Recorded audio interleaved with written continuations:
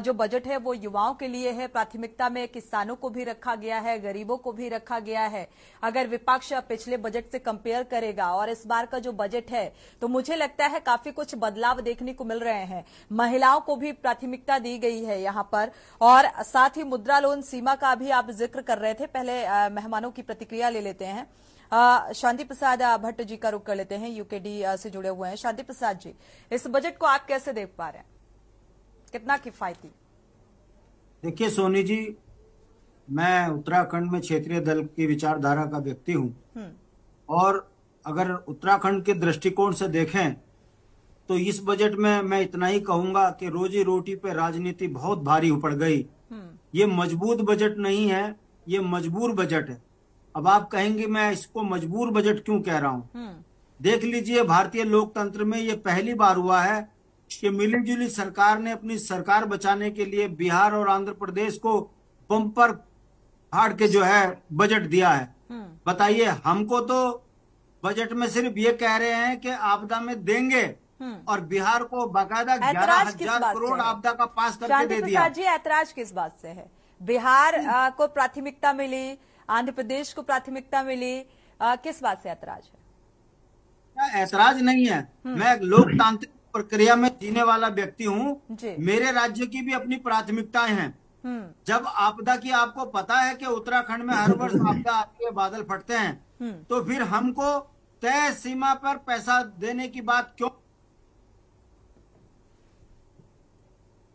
आपकी आवाज नहीं मिल पा रही है शांति प्रसाद जी।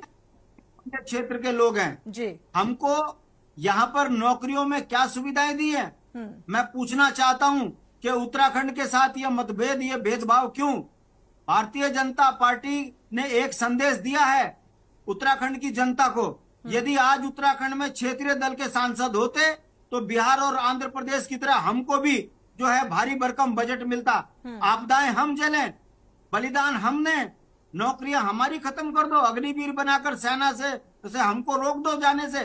कहने का मतलब है इस बजट में सरकार ने भाई मोबाइल आपने सस्ते कर दिए, आपने कैंसर की दवाई और कैंसर के उपकरण खरीदने में सस्ता किया है, इसके लिए बधाई।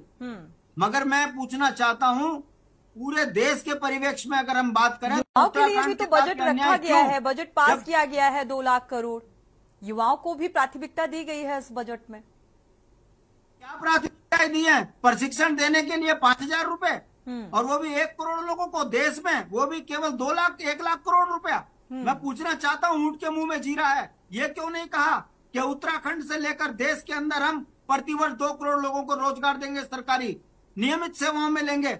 ये दिहाड़ी का मजदूर बनाकर आखिर किसको मजबूत करना चाह रही है ये सरकार?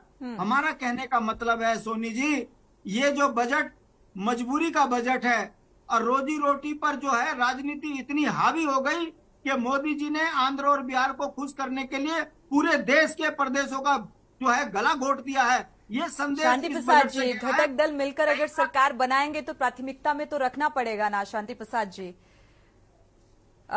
हमारे साथ प्रदीप कुकरेती जी भी जुड़ चुके हैं। स्वागत है आपका इस चर्चा में शामिल होने के लिए।